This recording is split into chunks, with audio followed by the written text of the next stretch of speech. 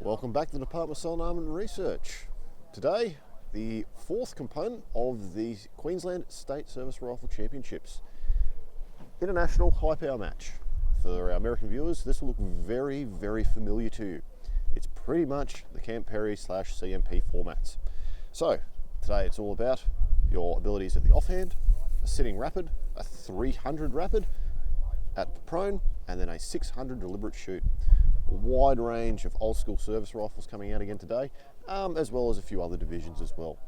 So, let's get straight to it, get some ammunition, get on this firing point, and enjoy this fantastic Queensland weather once again here at the Belmont Shooting Complex, thanks to the Queensland Military Rifle Club.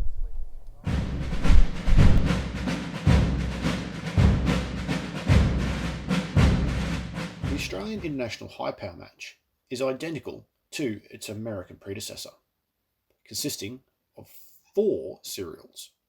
The first serial being the 200-yard deliberate standing. This consists of 2 sighting rounds, followed by 10 individually scored shots. The target utilised is a standard DSAR target with a 13-inch aiming mark on a 4-foot backing board. All shots are fired from the standing offhand position, and slings are not permitted. Each shot is individually marked and spotted, and its scoring value indicated. And the cacophonous boom of the 30.06 gets us underway for the 200-yard deliberate. Not to be confused with the cacophonous boomers who generally own these rifles. Now, the 200-yard deliberate is all about doing things in a steady, calm, and repeatable method without the mechanical aids. So you see I've got the monocular out there, arguing the point on my first round, which was an 8. As reaching into the pouch now to load up for the second round. Single round only feeding for all of the deliberate shoots in the AIHP format. Breathing, foresight, and squeeze, shot away.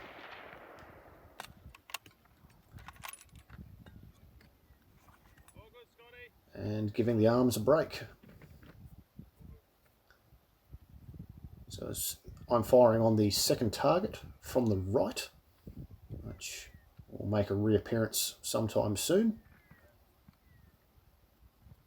The hills are alive. And that one's come back in the 10 ring. 10. Now you'll see an exchange here between myself and the range officer behind me, requesting a smaller spotting disc. They actually use the 4-inch spotting disc from the long range component, as opposed to the 1.5-inch standard. As a result, obscuring part of the scoring rings. Now you can see one of the QMRC regulars there, firing away with the 6.5 Swede. Just goes to show that shooting really is an equal opportunity sport. Loaded up now for shot number 3.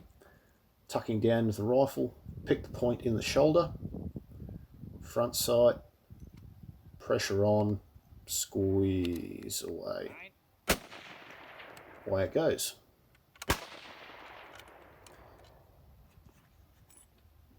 Now you'll note though I'm wearing the recoil pad there as I give my arm a break. It's a rather heavy rifle. I'm not wearing a shooting jacket, as is commonplace in most high power matches overseas. That's because I'm shooting in standard division where that is not permitted. 7. That's not real crash shot. It's reloading now and back up to the shoulder. Also note I'm not bladed off, as would be considered traditional. My stance is a little bit more of a hybrid, modern combat shooting stance with elements of the traditional elements. You see the brass pouch, the dump pouch I use. I take ammunition from a small pouch around my neck to single feed and place the empties back into the dump pouch to save braking position with my feet. As we pan around now, we can see a variety of spotting scopes being used down the line there via the spotters to their left and right, who are recording the scores for each individual shooter. Now, I could probably get the sling a little tighter there so it doesn't wobble around on me a little bit so much, but it's a pretty worn one, that one. As was stated in the intro, slings are not permitted in the 200 deliberate. Another. 10. Just taking my time, slowly trying to do everything the exact same way every time. As little variation as possible.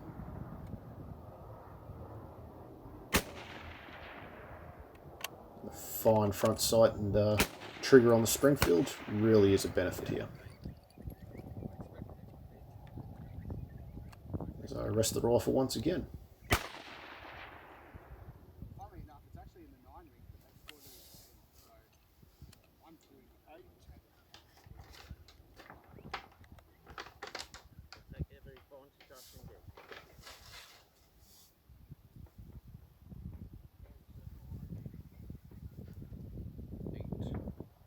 This one, as the monocular comes back up, that's just stored in a pouch on the left-hand side of my gear.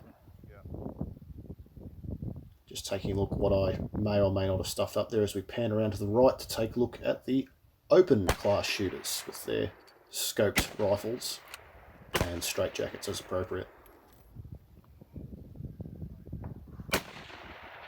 Heart rate low, butt back into the shoulder, the exact same spot. Front sight, target, front sight, squeeze, shot away. There's no point holding the rifle up for big heaps of time, because all you're going to do is fatigue yourself out. Ready to go. 3 rounds to go is the call, and just absolutely beautiful conditions out there.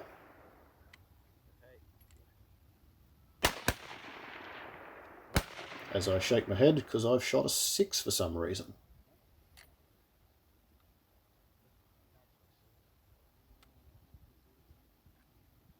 But the point is here, not to get cranky about it, just regroup and make the next shot matter. No? It's a 6 way low. That's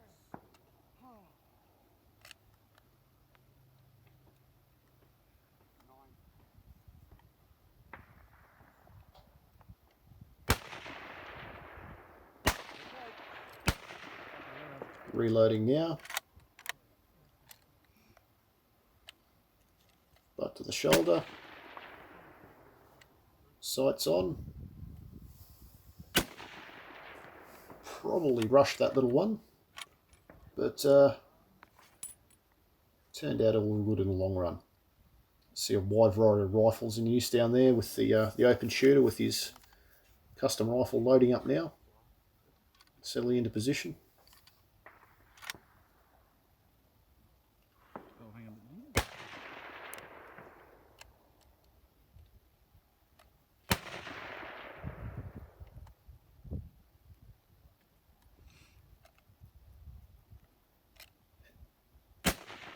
And shot away.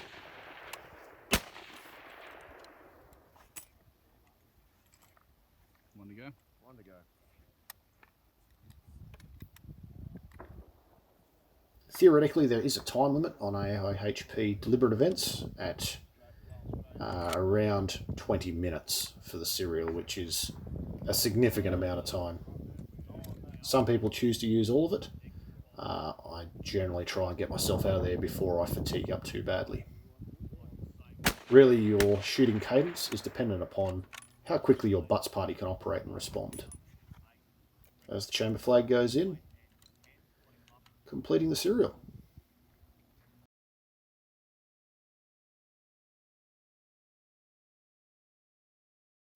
Serial 2 is also conducted at the 200 yard line. This is the 200 rapid. The 200 rapid is fired from the sitting unsupported position. 2 sighting rounds are permitted, followed by 10 rounds in 60 seconds. An additional 10 seconds is permitted for those rifles with scopes and internal magazines. A mandatory reload is required after the 5th shot. Slings are permitted, and upon conclusion of the serial, indicators are shown and scores radioed back to the firing point. The target for the 200 Rapid is the same 13-inch SR or service rifle target from the 200 standing. Okay, coming in now for the 300 Rapid. 10 rounds in 60 seconds with a mandatory reload after 5. You do have the option of standing up with your rifle already loaded at the trail. However, most people like myself choose to set up in the sitting position and have an unloaded start with the rounds on the ground. Is there anybody who is deciding to fire from the start from the standing position? Now, while we have a bit of crotch cam action sitting there and the pre-firing litany goes down, it's always a good idea to make sure, particularly if you're using a Springfield, to make sure that your magazine is switched on. There's nothing worse to try to go into a rapid shoot with a magazine that wants to be in single loading. You can see the rounds on the ground there as I go through a bit of a mental rehearsal of the loading process. Also in the sighting period, it's always a good move to do plenty of dry fire to get back into the rhythm. Targets are ready as called. As a final check is made down the firing line.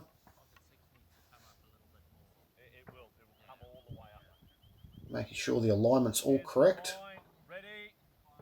Already on the right. Already on the right and left is now called. Already on the firing line.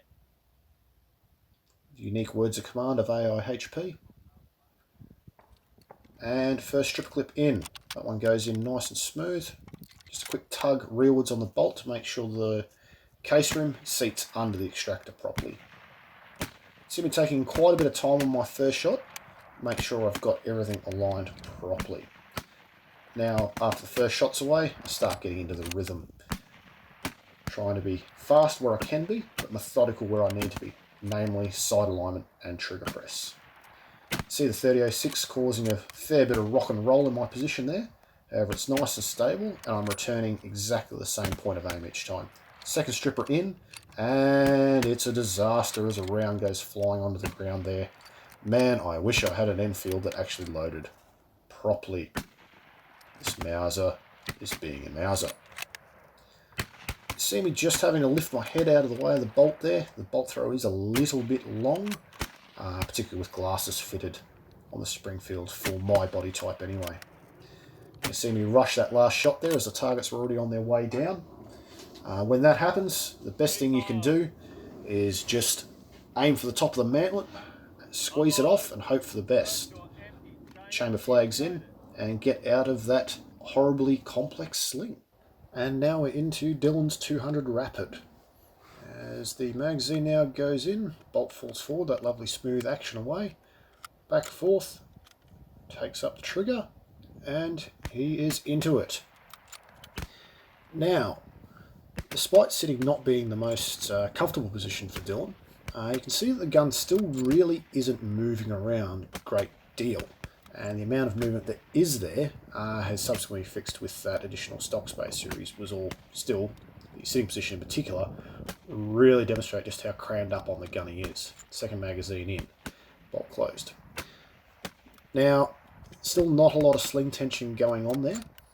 However, amount of movement is also being amplified once again by having that hand around the magazine rather than up on the fore end where it needs to be. And a flinch there at the end. A bit of a push forward, anticipating recoil. Looking around the line there, we can see another Arctic shooting in Master's class with scope fitted.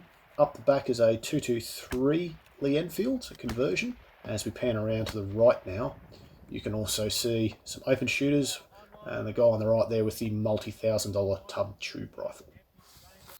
Serial 3 is a 300-yard rapid. The 300-yard rapid is fired from the prone, unsupported position. You receive 2 sighting shots, followed by 10 rounds in a luxurious 70 seconds. If you are shooting some sort of scoped rifle atrocity with an internal magazine, you receive a further 10 seconds. A mandatory reload is required after the 5th shot. Target for the 300 rapid is the SR3 target, which it consists of a 19-inch aiming mark on a 4-foot backing board. There is a 3-inch X-ring. So the start position is with the butt on the ground, ammunition unloaded out of the rifle, your hand in the vicinity of your ammunition. On the appearance of your target, you may engage your target. Detail. Thank you, Uncle Richo, for the magnificent introduction to the 300 Rapid. Now you'll note that my butt is in the ground there and my barrel is actually off the mound. That is permitted as there is no rounds in the rifle at this point. It's not a breach of the range regulations. And target's up and we're into it. First stripper clip in, trying to do my overhand Lee Enfield technique, and it's not working. Rounds everywhere once again. So, fight through. I had projectiles getting hung up on the ramp, bolt closed. Now trying to settle down and get into on target, into the rhythm. 2 away. Now you'll notice here on shot 3, the butt moves slightly in my shoulder and I have to reposition there. That was a bit of a shift in my recoil pad.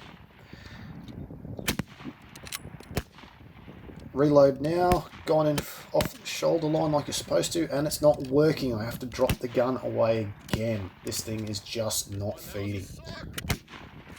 My sentiments exactly myself. Now, don't try and blame my rounds. They are in spec and are actually used by 4 other people in QMRC, including the club captain. Stripper clips are the super slippery Swedish Mauser type. And if anyone mentions headspace as to why my gun isn't feeding, I will find you and I will crap in your letterbox. Mausers. Not as bomb-proof as people believe. Okay, time for Dylan's 300 Rapid in the prone.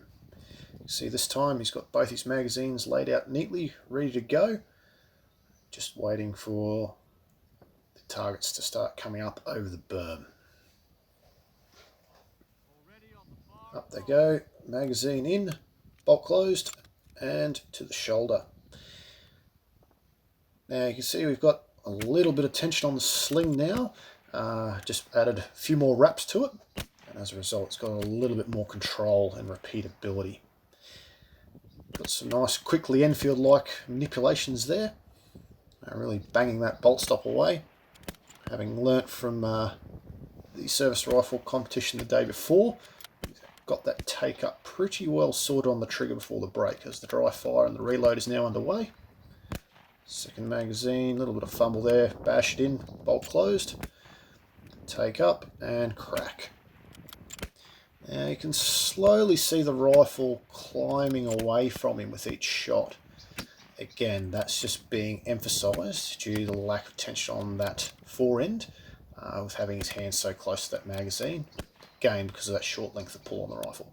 And with no flinch this time after the last round. Slowly coming into tune with the rifle. Finished a little bit quick there. The Blue Ribbon event for the International High Power format is the 600 yard deliberate. The 600 deliberate consists of 2 sighting rounds followed by 20 deliberate shots. These are fired from the prone unsupported position, slings permitted, and fired on the MR1 target. The MR1 target is a 6-foot backing board with a 36-inch aiming mark. There is a 6-inch X-ring. All rounds are individually spotted and marked. What we're going to do for the 600 yard sighters is take you through my firing line procedure. So step 1, get down with the rifle and start putting everything in places exactly where you need them to be. Your rounds, your spotting binocular, all in easy reach, so you shouldn't have to move your elbows. There should be no thinking required for this whatsoever. Step 2, check sights. Make sure you're on the correct setting for 600 yards or your given distance. This is made much easier by the white painted numbers on the James River refurb versus Springfield's in their factory guise. With my loads, I had no data, so I just started on the 600 setting and worked my way out from there. Step 2, check gas, or in this case, turn the magazine to the off position as single loading is directed. Step 3, get into the world's most complex sling. Takes too long, that's why they were never used in combat. Put the butt to the shoulder, start building the position, get exactly where I want it to be, get my natural alignment away. Close the bolt and empty chamber, take a dry fire to remember where the trigger brake is, and the glacial lock time of the Springfield on display there with that dry fire. First round in, close the bolt, rebuild the position, and stand by for the first sighting round. Wasn't happy with it, so rebuilt the position before I fired. Breathing, front sight, not happy, move, adjust, fire. Now you notice I moved my hips there. I didn't muscle the gun onto target. Again, it's about the gun pointing naturally at the target. You shouldn't have to fire it. Looking through the binocular now, you notice the gun has not moved out of my shoulder. I'm still aligned on the target. The front sight is pretty much still where the frame is. Now, deliberates, and particularly sighters, you need to keep everything as stable and as identical as possible. That way you can keep making valid adjustments. If you don't have a consistent position, you won't be able to make valid adjustments. You'll be chasing your rounds around all day. Now, you see me making an adjustment there. I've come up to the 650 yard setting to enable me to use the 6 o'clock hold that I wanted. Considering I had no data on 3006 coming into this match, being one click off, I'm pretty happy with that. Second sighter loaded, and just trying to do everything now exactly the same. Same position, breathing, front sight, target, squeeze. Shot away. Open the bolt. Don't come off that firing position, don't come off the target until you see the splash behind the target. Alright, cutting to the side profile now for the 600 deliberate, 20 rounds of it. So, side profile, rocking the sling, testing that take up, and just making sure, 100% sure all my alignment is requiring as little effort as possible to keep that front sight aligned in the aperture and on target. First round away. Open the bolt, take the cartridge out, back into the box. Select the next one, into the chamber, bolt closed but not locked down, reposition the stock in the shoulder.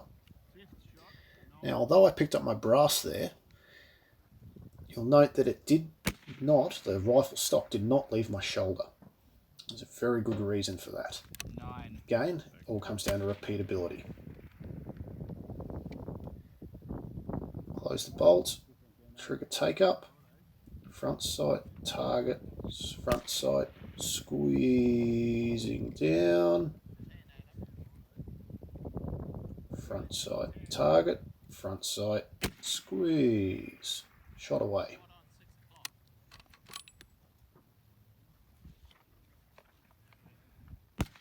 Now, this is 600 is where the tiny fine front sight of the Springfield again becomes particularly relevant. You've got, although a rather 6 foot backing board is rather small at 600, your front sight is actually skinnier than the black aiming mark. The Enfield's front sight at 600 yards on the SR target, sorry, the MR target, is just a little bit fatter than it. Well, it's definitely as thick as you'd ever want to go.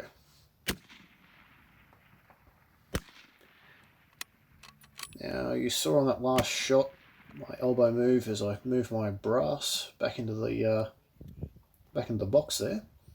It's not that big a deal, as I've actually got a bit of a divot there that I'm returning my elbow back into with the pad. Now, soft elbow protectors like I'm using are permitted in standard class. However, a full shooting jacket is not.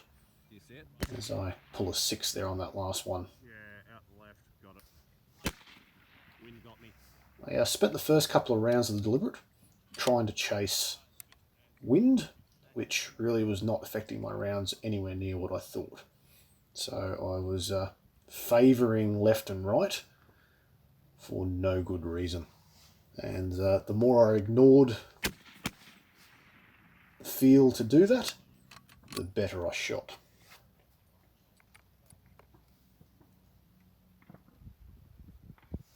Once again, this is where the sport turns into more of a marathon than a sprint. Trying to be as consistent shot to shot as you can be. Fundamentals, fundamentals, fundamentals.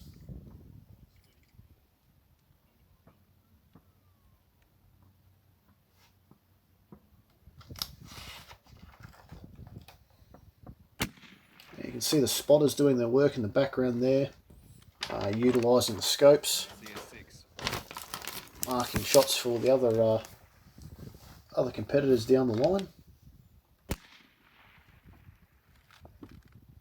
They both a spotting disc in the shot hole itself, and as opposed to a wand used in service rifle matches, in AIHP it's actually a black marker that is moved around the border to indicate the shot value. Now, rather than bring you 20 rounds of this same Notney, what we're going to do is cut this here and bring you some of Dylan's deliberate practice. Okay, over to Dylan's 600-yard deliberate. Now, this was Dylan's first time out at 600 yards with an iron-sighted rifle.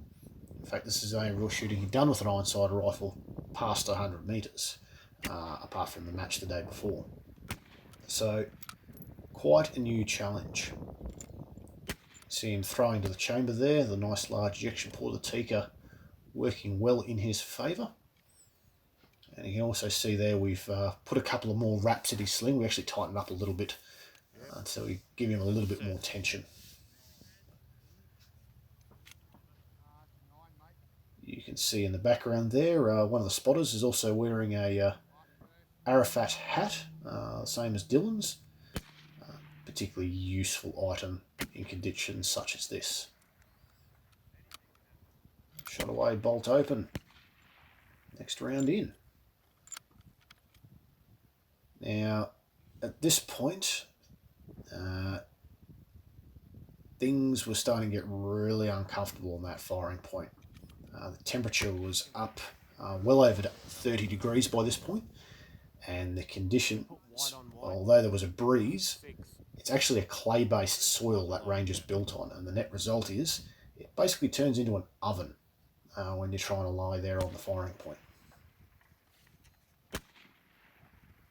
So we've got a bit of a pause here. Dylan gets his next round away. Ejects. And although we soon discovered it took us about 3 rounds to get him onto target. Now, this was because Dylan had zeroed with a sort of a point of aim, point of impact style like you would with a pistol of a European descent. They generally fire a little bit lower compared to some American pistols. So he zeroed the way he knew how to zero. Now, this combined with the Hornady steel-cased ammunition, which was a couple of 100 feet down on velocity, resulted in him, although being on the 600-yard sight setting, having to hold quite considerably high over the top of the target, which is not the position you want to be in either for any sort of accuracy competition or just in general. You always want to be able to see what you're trying to hit.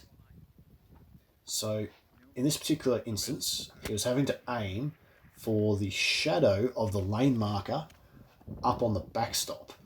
That's how much holdover he had to have at 600 yards.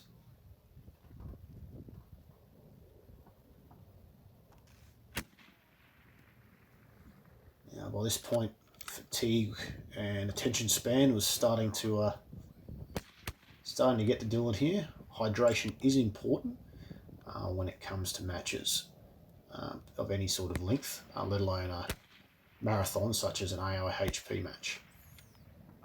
Your eyeballs are mostly contained with fluid, so any sort of dehydration you have is basically an immediate detriment to your visual acuity and your ability to actually define the front sight and the target themselves. Now in the prone, Dylan's got a lot more control over the rifle than what he did in the Rapid, because he's got a bit more tension on that sling now, as we said, but also his body mechanics with his shoulder up over the top of the stock, although the length of pull is still too short. He's actually got a lot more leverage over the rifle under recoil.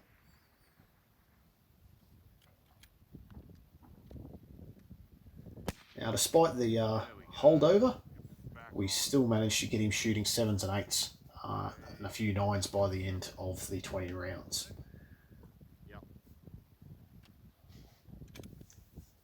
Now, the front side of the Tikka, as we may have discussed by this point, at 600 yards is considerably thicker than the 6-foot backing board.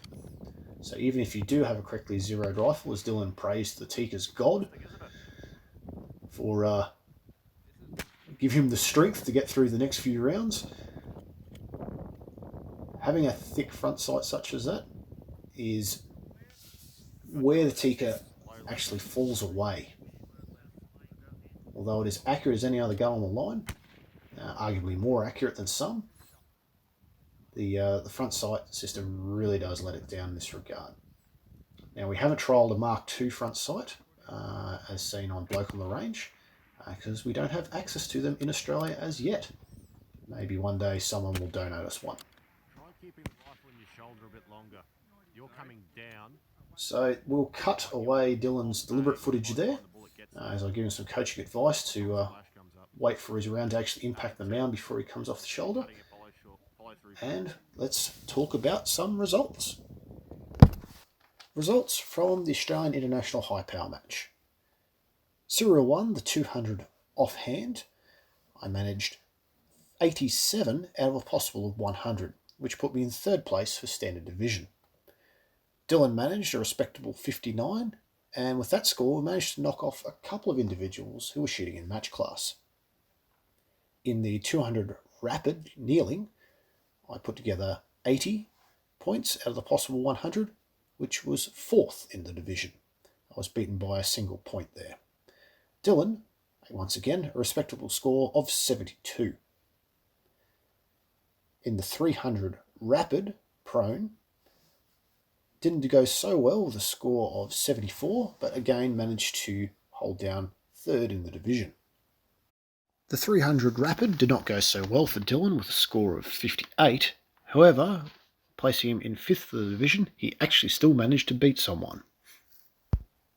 For the 600 deliberate, I managed to put together a score of 163 with 2 centres out of a possible 200. Once again, this put me in 3rd place for the division at this distance.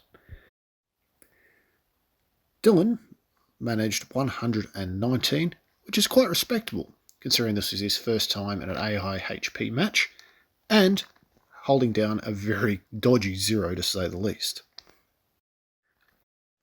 Overall match score for myself was 404 with 2 centres, out of a possible 500. This would be considered, under the AIHP grading system, an expert proficiency. Dylan, first time out, score of 308, managing to beat 2 people in open class and 1 of the master shooters. Under the AIHP grading system, common with the United States, this would be considered a marksman level score. DSAR would like to apologise now for the dodgy lighting conditions in the recording of the conclusion to this match. Well, that was a very long day on the range. Indeed. Bit of an early start, a lot of distances to cover. How did you find Dylan? 600 yards, 20 rounds deliberate single loading. As we may have mentioned yesterday, having a good 0 counts. However, the sights in the Arctic are fantastic. And for someone like myself who's never shot at that distance before with any kind of accuracy, 9 sights anyway. Oh, 9 sights anyway, it is definitely doable. And you know what? I had a hell of a lot of fun. I really enjoyed it. Well, how did you find the front sight? Because I've used the Arctic in this competition once or twice. It's certainly doable. Is that blade as precise as it could be for this work? No, so I didn't have a frame of reference when Ron was winking about that in previous videos. Now that I do, 100% that front sight post is just a little bit too thick for any kind of precision beyond maybe 300 meters. So yeah, I can now safely confirm that yes, it's definitely could use some thinning up. All right. Doesn't take away from the Arctic is, as you saw in the previous videos, more than capable. The accuracy is there. Just the sights are optimized for battle ranges. Funny that being a issue battle rifle. So, but how did you go? well, in comparison, I was using Springfield today. This is the first outing of my lovely Springer refurbished rifle. All I'd done is zero it at 100 meters, coming on 200 yards. All I did was add 50 yards to the sight distance we were at. And funnily enough, the 03A3 kind of works for this competition. It's almost like it was built for it. I've heard that before. Something about countries in obsession with this specific format. Anyway. It does sound familiar. So, divisions today, standard battle rifles. Then there was modified division as well, Yes. and an open class as well for tub precision match rifles with diaper sights and big scopes if you wanted to. They sort of go a bit nuts. But yes, medals were handed out for all, as it turns out. Yes. And yeah, I managed to jag third in standard, which is an improvement where I landed in this competition the same time last year. So happy with that. Yeah. So it's been 8 months since I've done anything like this. Yeah. And I was here. Dylan is sort of underselling himself there. He actually managed to place in one of the 200-yard rapid sitting, which is not your favourite position. No, definitely not. Between injuries and other issues, sitting is probably my least favourite position, but yeah, I got into a rhythm. And that's what it's all about, folks. Look, if you're interested in doing this kind of shooting, please come on down to QMRC here at Belmont. The guys are fantastic. They'll show you through. Even though this shoot, the words of command, is all straight out of the American CMP handbook. However, they'll talk you through everything. And look, if nothing else, see what you're capable of on iron sights over distance. Folks, that about wraps it up here for today. And if you like what you're seeing here, please like and subscribe as my fellow QMRC members go rolling past, making the complete fools of themselves. They're a great bunch of blokes. They lasted so long. They got all the weekend until now. Now they decide to be boneheads. Look, please come on down, like and subscribe to the Department of Science Research, and we will keep this sort of content coming to you where and when we can. We apologise for this unwanted incursion by the QMRC Gazebo Club. If you own a transportable gazebo and enjoy shooting historic military rifles the way they are intended, please check out the Queensland Military Rifle Club Gazebo Subcommittee. They also have brownies. Assholes!